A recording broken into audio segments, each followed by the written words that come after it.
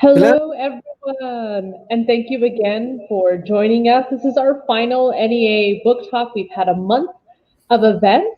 So if this is your first time joining us, welcome. If you've been one of our hardcore followers, thanks so much for hanging out for the month of October.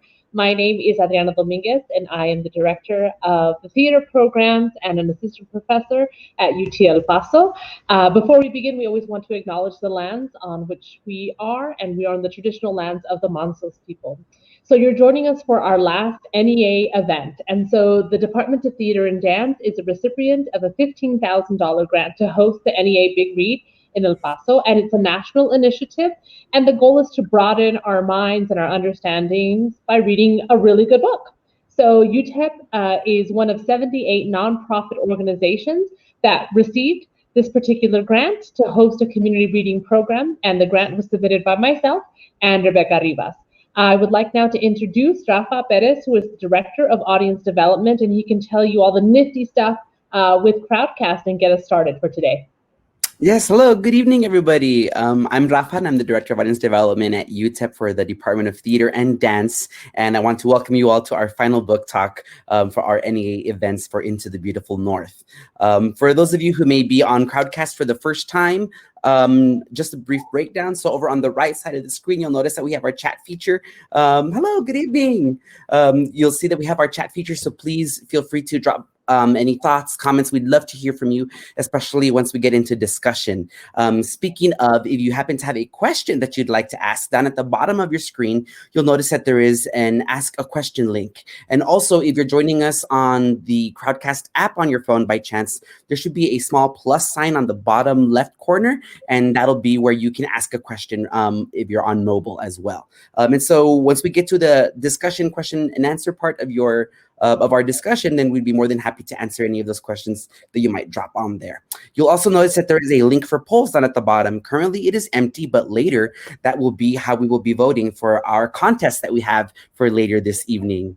And so in order to get us started for today, I'd like to share some of the questions or topics of suggestion that we might be considering for Into the Beautiful North for today.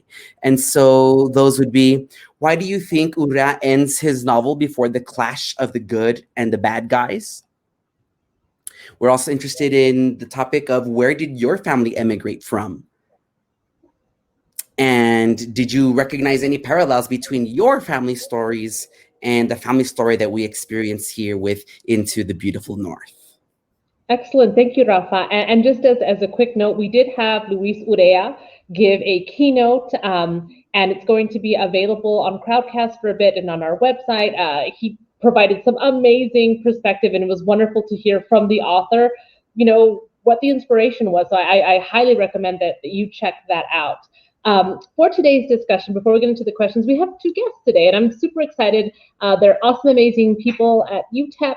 They're one of our partners also for helping us distribute the books. We know this has been a really challenging time for everyone in terms of keeping safe, but still trying to access literature. So we want to definitely thank the Centennial Museum at UTEP. And so we have two of our guests there from tonight. So I'm going to introduce them, and then we're going to bring them on screen, and we'll have a short discussion about these questions or anything else that they'd like to discuss about the novel. And if you or to ask a question. So one of our guests today is Daniel Carey Whalen, and he has spent nearly 2 decades in the museum and cultural resources field. He holds a BA in history from the University of Missouri, Kansas City, and a master's of arts in American Studies and master's of urban planning from the University of Kansas. Originally from Kansas City, Missouri, he is a product of Irish immigrants. Both the Careys, who emigrated during the potato famine years, and the Whalens, who came to Kansas City in the late 1800s, left Ireland for the many reasons Urrea mentions in his book. And lastly, and I love this part, Daniel, similar to Nayeli and Tacho, Daniel has seen the world's largest prairie dog, the 2-headed snake, and the 5-legged cow in Oakley, Kansas. So welcome to Daniel. All right, thank you. Good to be here. Thank you. And then we're going to bring our next guest, and our next guest is Claudia Lei. She is a multidisciplinary scholar, social artist, and third generation Chinese Mexican American from El Paso, Texas. Inspired by her family's migration and artistic history along the border, she became the first female in her family to pursue her family's legacy of jewelers and achieve a higher education. She has been working and organizing arts and culture events in the El Paso community for the past 13 years. In 2015, she earned her MA in sociology from UTEP with a focus in museum studies and community arts. She was also the recipient of 2 graduate scholar fellows in 2015, the very competitive Smithsonian Latino Museum Studies program and the Tom Lee Fellowship at UTEP. Claudia is now serving as the education curator at the Centennial Museum in Chihuahua Desert Gardens, along with overseeing the LeConte, and is focused on providing educational programming and community outreach for individuals of all ages. Welcome, Claudia.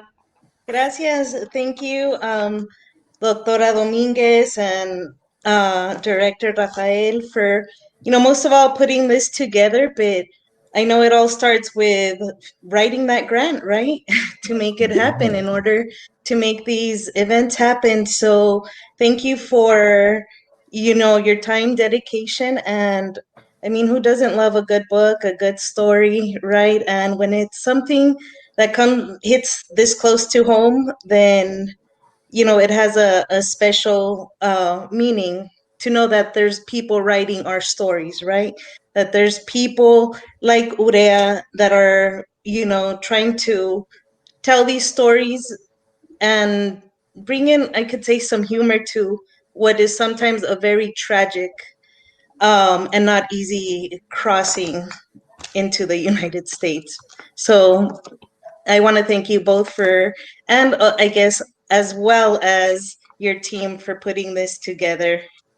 Hi, thank you so much, Claudia. Yes, it's been a unique experience. Rafa can also provide perspective. He is or was part of the cast as well, so having to do a show distance has been very different. Obviously, our plans were to have a live show in April. That was our original goal, but life has changed. But we are always so proud of artists and community members that are still willing to do work, still willing to connect with the community. And it's been a month, and I can't believe it. It's been a whole month of activities and sharing. So we definitely like to hear a lot of your perspective. And again, those of you that are joining us, you can put in questions or chat. So Daniel or Claudia, let's go for it. I'm so excited to hear from you. Well, yes, thank you. Thank you for the introduction, Claudia. That was so well said. I felt like I was just saying hi. Yeah, no, I so appreciate this.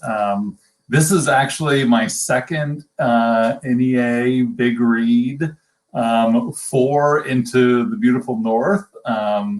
When I was living in Galveston, Texas, we did the big read and actually brought in Luis Alberto Urrea to Galveston, and I heard him speak. And it, you know what? It's so amazing, being from Kansas City, not being from here, but Galveston was where I first read this. And so then reading it again after being on the border, the experience was just night and day, really 8 years apart. But I've been in this community for over 8 years, and to read this the second time, well, first of all, I got so much more of the humor. I mean, it's just, I thought it was funny before, but I just think it's even more humorous. I felt like I got all the inside jokes of like lunches for the boss, the Tia, right? Like just all the kind of inside jokes almost. And so I really appreciated rereading this, and I think that it's just, we need the levity. I mean, as Claudia said, this is a very serious topic, and I've read so many of Urrea's books, and he knows his stuff. He gives us that experience of the border and crossing the border, and we just need humor in this time too. I mean, it's a dark time, and so having some levity at this time is much appreciated. So thank you very much for bringing that to us. Absolutely. If you wanted, if I was gonna kind of mention my personal story. I mean, I know. Please. Okay, yeah. So, I think it's so I'm a product of Irish immigration, as I said in my bio. And my my maiden name is Carey. It's the name of my father. The Carey family came over from Ireland early, the potato famine years, so the 1840s and 1850s, and that alone is just such an amazing story of like the failure of this crop that is, I mean, it's the Columbian Exchange, right? You have the potato, which is born in South America and Peru, and it's transported to Europe, and it becomes a staple crop for this island people, and then it fails miserably, like it just dies out in several years in the 1840s and 1850s. And then, of course, the English government has decided to implement laissez-faire politics and economics and says these people just need to, the free hand of the market, all that stuff, they need to just survive on their own. And millions and millions and millions of people died. And then millions left, right? So a quarter of the population of Ireland died, and a quarter of the population left. So half of the population was gone from Ireland. And so my family on the Carey side came over then, at that point. The Whalens, my mother's side of the family, my grandmother was a Whalen. She came over, her family came over in the 1890s. I don't know exactly why they came over, but they came at that time, and they settled in Kansas City. It has a big Irish population, and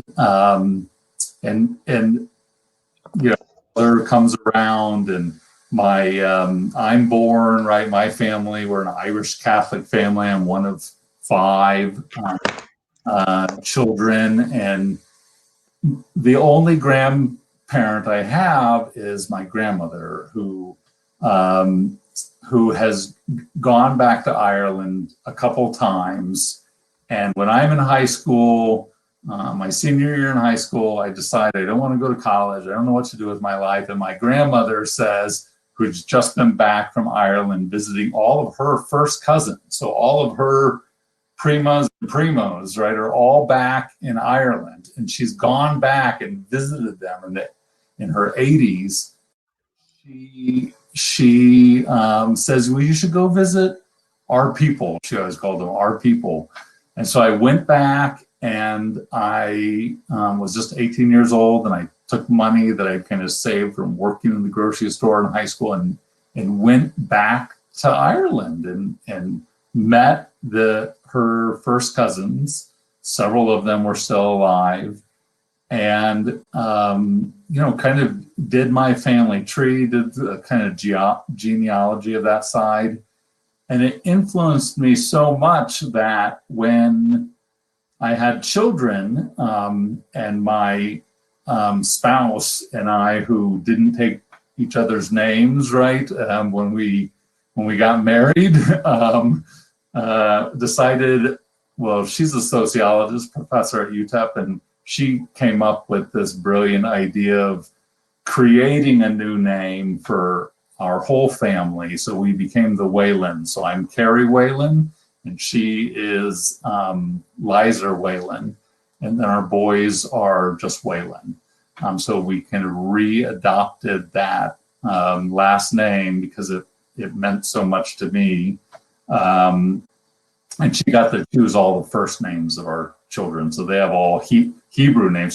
She's also a family of immigrants from Israel. But okay, I'm thinking I'm talking too long. But just to wrap this up, that yeah, it meant a lot to me that this heritage meant a lot to me, and one of the things that that just to end with, that I really think goes back to the book, is kind of the language barrier, and so we found out that that Whalen, Whalen, which I see it other places, but much more common is Whelan, Whelan, and there's like a security firm that UTEP hires, like for football games and whatnot. It's called Whelan. Well, that was actually the name of my family. That's in Ireland. They're the Whelans, and so when they came over, they came through Ellis Island. You know, they crossed that border, the border of the Atlantic Ocean, right? And they came into Ellis Island, and even though they spoke English, right? They're Irish, they speak English, and like, what's your name? Whelan. And they're like, what? Whelan. You know, it's like, Whalen? Okay. And they wrote down Whalen. And so once they came to the United States, they became Whelans. And that's why I have the name Whalen. That's a long story. But I love it. Thank you. yes, you know, how funny that name was kind of in a way imposed, and you know, that's something that many people like deal with. Some people, for them, it's hard when that happens, or a mispronunciation of a name. Yeah. I mean, think of how many immigrants have that story of a name being shortened. You know, Eastern European names that are long and they're shortened. Well, Claudia, you have a story, right? Like Lee, Lee was originally Ley, right? Like, so that it gets changed by usually an outside force, but often it gets internalized, right? That at some point, my great grandfather said, you know, he saw that it was Whalen, that wasn't his name when it was written, I'm assuming, and he just went with it. And I think that, but I do think it's one of the, even if you know, do it on purpose, or, you know, accept that change, it's still one of the tragedies of immigration, right? It's one of the hurtful acts, I guess, of that immigration often entails. So, yeah, it was very interesting, and I think Araya is, you know, the use of language, especially in this book, is just very prevalent, right? Of the mixing of the Spanglish and the different accents and ways of saying things, and so I do feel that connection, you know, just in that name change. Absolutely. Thank you so much, Daniel. And we'll pick your brain for some more thoughts in a little bit. So we want to hear, Claudia, some of your thoughts, your experience, your journey. So I guess I'll follow up with Daniel's story and just share briefly share as far as my last name, Ley. As he mentioned, my great grandfather was Chinese. He was a merchant that would travel around the world, and he would exchange, you know, spices. He would bring people over. You know, something that I'd want to explore more. I've been very fortunate enough to have inherited his Chinese passport, so it's something that I hold very dear. But as Daniel mentioned, well, so just real quick with his story, he was a merchant. Apparently, the way he ended up in Mexico was that it was one of his stops, but there was a hurricane, or the weather was really bad. his ship ended up crashing, and he lost everything. He lost his boat. He lost everything. He landed in Mazatlan, I believe, and there he came across another like commune of, Chinese immigrants. What I know to this day is that he, just being a very resourceful and businessman, he opened up a mercado that still operates to this day. At that time, it ended up being one of the biggest mercados in Mazatlan and Mexico. We didn't, I mean, apparently, what I've been told, there wasn't those types of mercados in Mexico yet. They were bigger in China. So he brought that concept over. This market still operates, and I'm on a mission to one day go and find it. I've actually been to my great grandfather's and great grandmother's burial site in Aguascalientes. So then, they settled in Aguascalientes, and at the time, they had seven males, and I believe it was 4 daughters. So my grandfather, Adalberto Ley, was the youngest of the family. At that time, they were working in mining, the railroads up here in Chihuahua, in Ciudad Juarez. So they, the two oldest brothers were the first ones, and they call it La Aventura. I've always heard it as La Aventura. They were the two oldest brothers came on the Aventura, and they made their way, or they tried to make their way across the U.S.-Mexico border. But at the time, there was still a lot of discriminations against the Chinese, and nobody ever really heard from them. But it is believed that they were sent to a concentration camp out in, I believe, in La Unión or somewhere in Nuevo Mexico. So then the other brothers followed, bringing my grandfather along, who was only 13 years old. They started, working with metals, getting their experience in Juarez, and then they make their way into El Paso. They meet this jeweler. They meet this jeweler, Mr. Salazar, and he was a jeweler, had his jewelry store, and he taught them the jewelry business. They became their apprentice.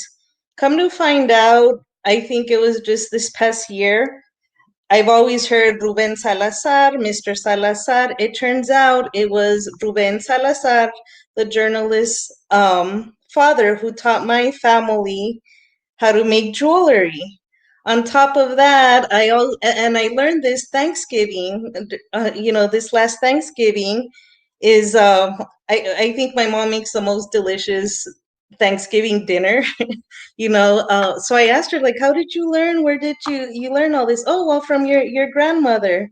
And I asked more questions. Oh, well, she learned from Miss Salazar, the neighbor. And then I'm like, oh, okay. Come to find out, yes, it was Ruben Salazar's mother who has taught our family, what Thanksgiving is, right? The Thanksgiving tradition. And I just find that to be just so fascinating. So yes, so when they came, they were working, getting their papers together. That was one of the things. Also, is that they told the males, if you're gonna want to stay, then you're gonna have to change your last name so it sounds Tuley, so it sounds Spanish. It sounds Mexicano. So all the women who stayed in Mexico and they eventually got their passports and papers, they kept their last name Lee, but all the males had to change their last name to Lei. My great grandmother had to become a Chinese citizen, and my great grandfather had to become a Mexican citizen. So it's very interesting, those dynamics. And if you're ever downtown and you're on Texas Street by Oregon, you'll see an old sign. It's a vintage sign, a diamond that says Lei's Jewelry. And that was where my family started their jewelry business. So my father is the last jeweler left. Well, from his generation, because it was something that all the tios, his father and the brothers did, and then came the next generation. All the sons were expected to do that. They were expected to become jewelers, and then that kind of died down. So then my dad is the only one left, and he has, I mean, we've been blessed to follow in the family tradition. Both my brothers and I, make jewelry and still continue that. And I'm actually the first female to actually pursue jewelry with metals. So it's something that I have a lot of pride in, with that. But I think more pride I have in my mom's story, and thinking of just all the sacrifices she made, and reading this story, it's totally, I saw my mom in Nayeli. My mom came to, she made the journey, or La Aventura, at the age of 13, along with her cousin and one of her friends. So in my mom's town, she was known as first of all, La Prieta. I could tell you that up to this day, most people do not know her name. They just know her by La Prieta. She was the black sheep in her family. She was the second oldest, the darkest. Her sisters were light skinned, just very fair skin, ojos claritos. And my mom was a dark one with curly hair. So, all her life she felt rejected. And, she tells me this story that, at the age of 11, people, she's from a little ranchito in Durango, 200 people. Actually, it's like 198 people, so barely there. She comes from a little ranchito, and she said people would show up from Torreon, from the bigger towns, Durango, the cities, a lot of times looking for young labor, young domestic workers. So they came to, this couple showed up to the town, and they came across my grandparents, and they told them, we're looking for somebody. They said, you could take her. So at the age of 11, she loses her innocence. She goes to a home with strangers. From there, my mom tells me the story how she wanted to be a scholar. She wanted to go to school. She would read books in secret, and she would get in trouble for that. And they tell her, "Estás loca," like, we can't afford school to begin with, and we need you to work, basically. So she always had this ambition of doing more, being more. And she said, "Si no se me cumple a mí, if it's not for me, then I want, my future children to be able to have more than what I have." So then at the age of 13, she makes her journey out to Ciudad Juarez, thinking, I'm going to give it a shot there. But of course, everybody is tempted, once you get there, then no, you want to keep going. And, this was in I believe, like 78, 79. So La Cruzada was very different to what it is now, very different. And, fortunately, she said they came across a coyote. They had no money. The coyote actually lent them something like 35 cents or some ridiculous amount of money. He told them, walk north. He helped them cross over, and he kind of directed them towards downtown. He's like, just walk that way. He's like, you're going to come to a placita. You're going to see cars just stand there. Somebody is bound to offer you a job. And she said within hours, she was the first one they approached. And she says, I think they approached me because of the color of my skin. So at that time, they told them we could only take 2 of you in. So she became, her first job, a domestic worker up in Kern Place. And it just kind of just baffles me. Like, I mean, this is still happening now. We see it, we see it, and it's younger than 13 years of age, right? And I've asked, having conversations with my mother, I asked her, well, like, how did your parents know you made it over here? How did everything work? The coyote gave them a couple of weeks and told them, I'll meet you downtown in 2 weeks so you could pay me la pasada. And she said, as soon as they got paid, well, I mean, I don't want to make my grandparents sound like cold, evil people, but they were expecting within 2 weeks. They were expecting that money. You know, they were already like relying on their labor and wanting that money. So, you know, it was them sending, you know, going to a Western Union or I don't know what then, and pretty much sending a telegraph. We made it. Here's my first $50, because even then what they were getting paid back then was just ridiculous. And to see my mother now, you know, a US citizen, she continues to take classes, continuing education. She's a giver. She has the biggest heart that I know. That woman can never have just one job, because she's always has two jobs. She's always helping people out. We grew up with people always in our house. My, you know, soon after my tias would follow, so they also became domestic workers on the weekends. They'd come over, stay at our house. We'd watch these old movies, you know, that they'd show Spanish movies. It was their time to relax, and on Sundays go to the swap meet, you know. And I always served as their translator. I was always the one that was keeping them company, and you know, from teaching them how, I mean, my mom and I teaching them mannerisms, you know, how to dress so the migra doesn't catch you, so you don't stand out. So all those things, you know, you just feel fortunate. I just feel very fortunate. I think time after time, if my mother wouldn't have made that journey, what would have become of me? You know, another thing, my mom, we'd go spend our summers, a lot of summers out in Mexico.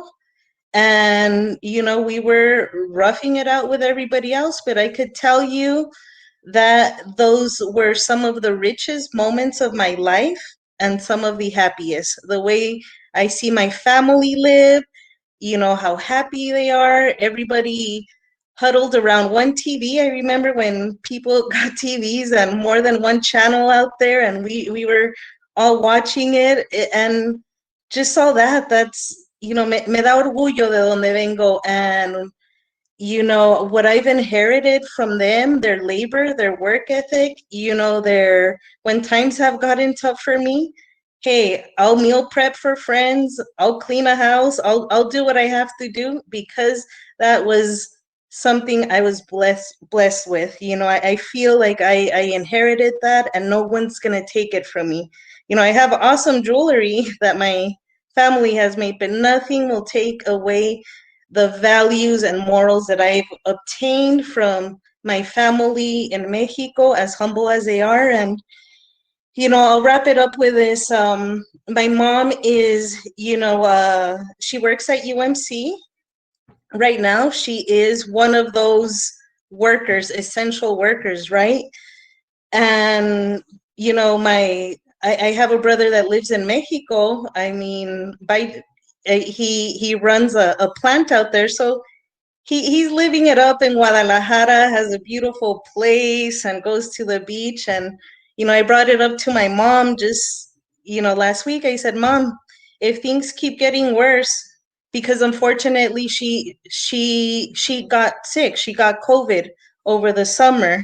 She's doing better, thankfully. But I told her, Mom, if things don't get better, if things get worse, I'm gonna tell Beto to send for you so you could go spend some time in Mexico with them, with your only grandchild, and relax a little. And it's like I really offended her. She stopped and gave me a look, and she's like, Claudia, she's like, right now, she's like, we're all like soldiers there. She's like, we're watching after one another. She's like, and not just because the war started does it mean I'm gonna run from here. This country has given me so much, and this is when I'm needed, and I'm here to serve this country. And it just really, like, I can't say, I mean, it just mixed feelings, a lot of emotions, because trust me, I was ready to go to Guadalajara with him.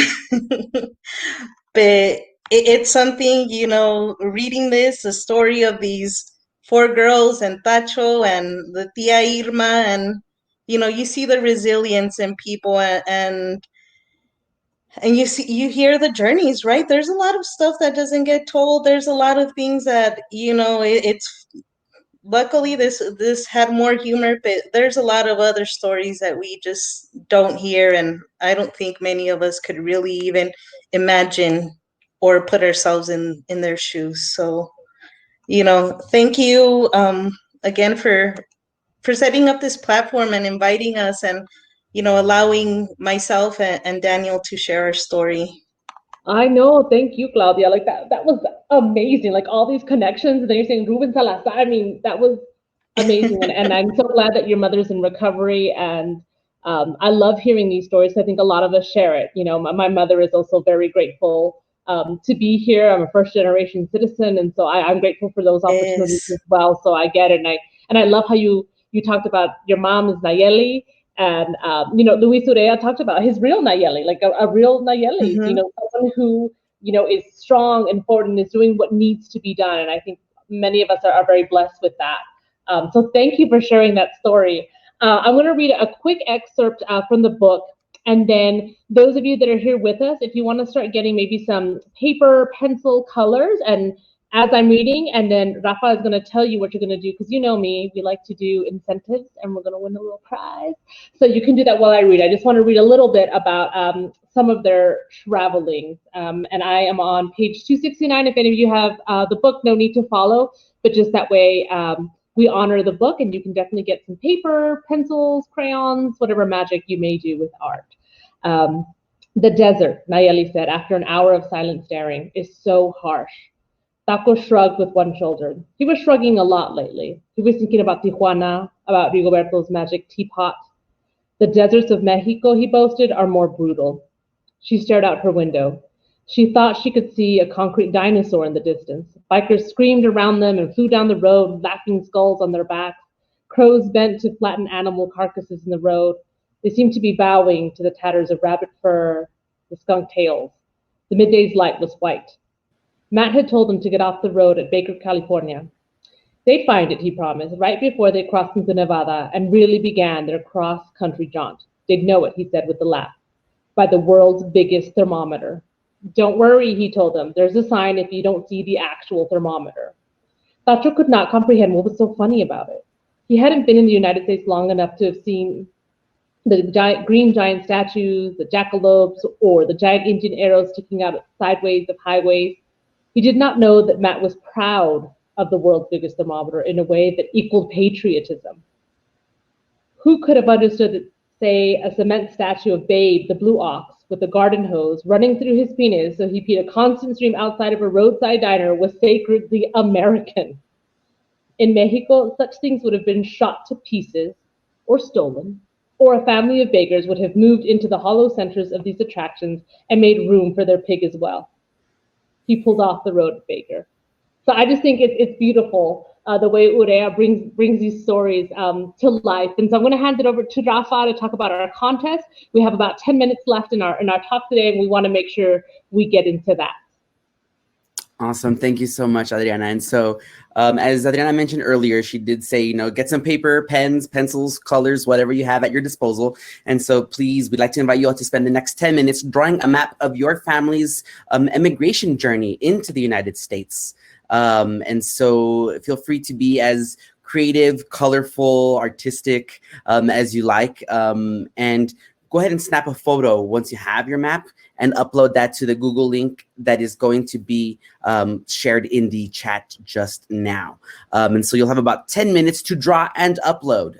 So please get those drawings done. And then, of course, the audience will be voting. And so I'm going to go ahead and make that poll live once people are making those uploads, and so that we can go ahead and vote on the favorite drawing for the evening.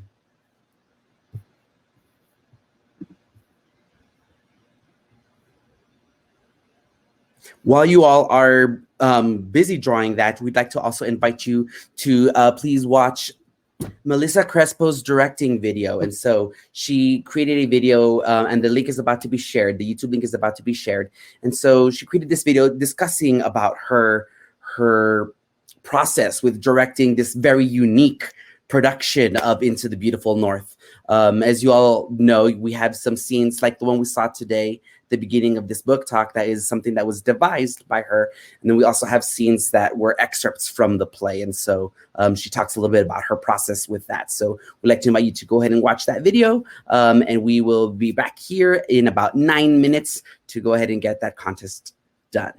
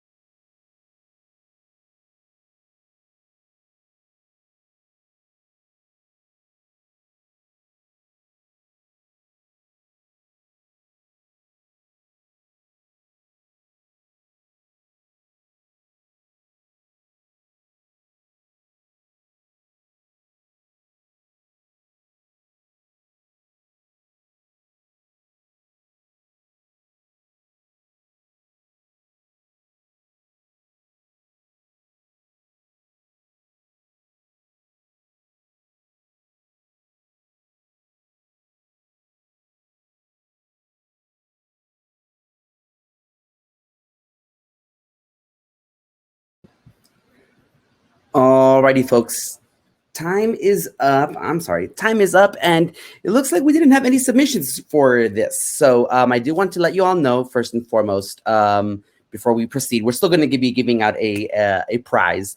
But before we proceed, I did want to remind you all that tomorrow is our last day for early voting. Tuesday is election day, so please do go out and vote. I am going to do you all a little favor and share a link here on where you can easily type in your zip code and find your closest voting location. So please, we'd love to get you to go out and vote. I did want to let you know about did we want to go ahead and show that video, Adriana? Yeah, absolutely. And so we know we had a lot of info going out at you. You're watching the amazing Melissa Crespo. So we just like to have an activity for fun, but we found a different way to still honor those of you that have attended. And so it's a random name picker based on names that were put into, when you registered. And so Rafa's going to show the little video, and that winner will be the winner. And I'm going to drop my email, and that person will need to email me for their prize. Alrighty. Can you see my screen, Adriana? Sure can. Okay, awesome, great. So the names that we selected that were loaded into this video, we took from the names that you used to register for the Crowdcast tonight. And so we have randomized our winner for this evening, and here we go. And our winner is Maria for tonight. Congratulations, Maria. So yes. You can do us a favor and send an email to Adriana. And I put my email in the chat, and that is Maria M. Gomez. That was the name that was registered. And so you're going to win a gift card to Savage Goods, which was another one of our partners. It's all electronic contactless because we know we're living in a real difficult space right now, and they have a wonderful plan of putting the food out. You get it. There's no contact there. So this was it. This was our last event. We do have some of the talks still available on Crowdcast. We have also some amazing people to thank that have been supporting us throughout this entire process, and we hope that others continue to support us as well. And so please do stay safe. We recognize, especially in our community, we're in a really difficult spot right now. And again, we're very grateful that you still took time to connect with us. And Rafa, if you can just tell them one more time where they might be able to access some of those talks. That way, if they want to look back, we still need some of that levity. Yes, of course. So you can access those. If you notice on the screen that you're at right now, if you're on the computer screen on the browser, you should be able to see at the very top where it says UTEP Department of Theater and Dance and has our logo on there. And so if you click there, it'll take you to our page with a list of all of our past events, including this one. And so there you can see all of our previous book talks, as well as our keynotes with Luis Urrea and our chat, our cafecito with Karen Zacarias.